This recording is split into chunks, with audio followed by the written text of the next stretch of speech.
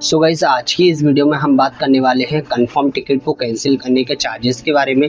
So guys, कई बार क्या होता है कि हमारे पास कंफर्म टिकट होता है लेकिन हमें किसी भी रीज़न की वजह से अपने कंफर्म टिकट को कैंसिल करना पड़ता है। लेकिन कंफर्म टिकट कैंसिल करने को लेकर के लोगों के मन में एक डाउट रहता है कि अगर वो अपने कंफर्म टिकट को कैंसिल करते हैं तो उस कंडीशन में रेलवे उनसे कितना चार्ज करता है। सो गाइस, आज की इस वीडियो में हम आपके इस डाउट को पूरी तरह से क्लियर करने वाले हैं कि अगर आप अपने कंफर्म टिकट को कैंसिल करते हैं तो उस कंडीशन में रेलवे आपको कितना अमाउंट रिफंड करेगा। देखिए गाइस, हमारे पास जो टिकट है वो दो तरह का हो सकता है। या तो हमारा टिकट एसी क्लास का हो सकता है या फिर हमारा टिकट स्लीपर या 2S, जिसे काफ़ी सारे लोग सेकंड सीटिंग या फिर जनरल डब्बा भी बोलते हैं। लेकिन हम इस वीडियो में दोनों ही क्लास के कंफर्म टिकट को कैंसिल करने के चार्जेस के बारे में बताने वाले हैं। लेकिन वीडियो में आगे बढ़ने से पहले आप लोगों से एक छोटा सा रिक्वेस्ट है कि अगर आप लोगों को हमारा ये वीडियो पसंद आता है प्लीज़ वीडियो को लाइक और कमेंट बॉक्स में एक प्यारा सा कमेंट ज़रूर करके जाएं। और सबसे मेन चीज़ कि अगर आप हमारे चैनल को सब्सक्राइब करते हैं, यानी अगर आप हमारे सब्सक्राइबर बन जाते हैं और अगर आप हमसे कमेंट बॉक्स में कुछ भी पूछते हैं तो हम 1 घंटे के अंदर आपकी उस कमेंट का रिप्लाई देंगे और आपकी प्रॉब्लम सॉल्व करेंगे। सो प्लीज़ चैनल को सब्सक्राइब करना बिल्कुल ना भूलें। तो आइए चलिए दोस्तों, इसी के साथ वीडियो को करते हैं स्टार्ट।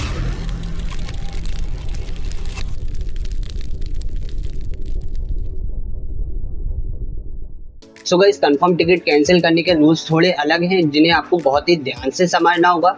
तो अगर आप अपने कंफर्म टिकट को ट्रेन डिपार्चर टाइमिंग के, यानी जहां से ट्रेन स्टार्ट होती है अपने फर्स्ट स्टेशन से, यानी आपके स्टेशन का टाइमिंग क्या है उससे हमें कोई मतलब नहीं है। जहां से ट्रेन स्टार्ट होती है तो आपको सारी कैलकुलेशन वहां के हिसाब से करनी है।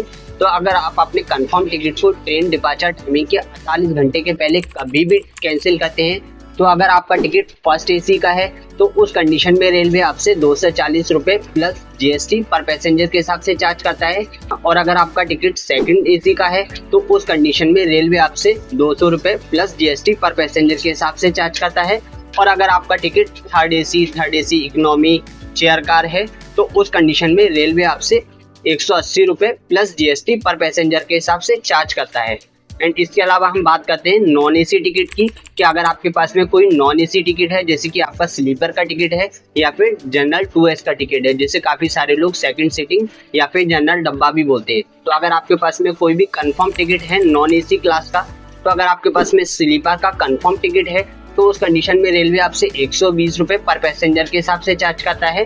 और अगर आपके पास में जनरल 2S का कंफर्म टिकट है और आप उस टिकट को कैंसिल करते हैं तो उस कंडीशन में रेलवे आपसे 60 रुपीज़ पर पैसेंजर के हिसाब से चार्ज करता है। एंड इसके बाद में हम बात करते हैं कंफर्म टिकट कैंसिलेशन के रूल नंबर 2 के बारे में, जहाँ पे रेलवे हमसे कहता है कि अगर हमने अपने कंफर्म टिकट को ट्रेन डिपार्चर टाइमिंग के 48 घंटे के बाद और 12 घंटे के बीच कभी भी कैंसिल किया तो उस कंडीशन में रेलवे हमसे हमारे टिकट का जो भी प्राइस होगा उसका फ्लैट 25% रेलवे हमसे चार्ज करेगा। फिर आपका टिकट चाहे किसी भी क्लास का हो, चाहे फर्स्ट एसी हो, सेकंड एसी हो, थर्ड एसी इकोनॉमी हो, स्लीपर हो, जनरल हो, चाहे किसी भी क्लास का टिकट हो, आपसे फ्लैट 25% ही चार्ज किया जाएगा। एंड इसके बाद हम बात करते हैं कंफर्म टिकट कैंसिलेशन के रूल नंबर 3 के बारे में, जहाँ पे रेलवे हमसे कहता है कि अगर हम अपने कंफर्म टिकट को ट्रेन डिपार्चर टाइमिंग के 12 घंटे के बाद और चार्ट प्रिपरेशन से पहले अगर हम किसी भी टाइम अपने कंफर्म टिकट को कैंसिल करते हैं तो उस कंडीशन में रेलवे हमसे हमारे टिकट का जो भी प्राइस होगा उसका फ्लैट 50% चार्ज करेगा। एंड यहाँ पे भी आपका टिकट चाहे किसी भी क्लास का हो, चाहे फर्स्ट एसी हो, सेकंड एसी हो, थर्ड एसी इकोनॉमी हो, स्लीपर हो या फिर जनरल हो, चाहे किसी भी क्लास का टिकट हो, यहाँ पे आपसे जो है आपके टिकट का जो भी प्राइस होगा उसका फ्लैट 50% अमाउंट ही चार्ज किया जाएगा रेलवे की तरफ से।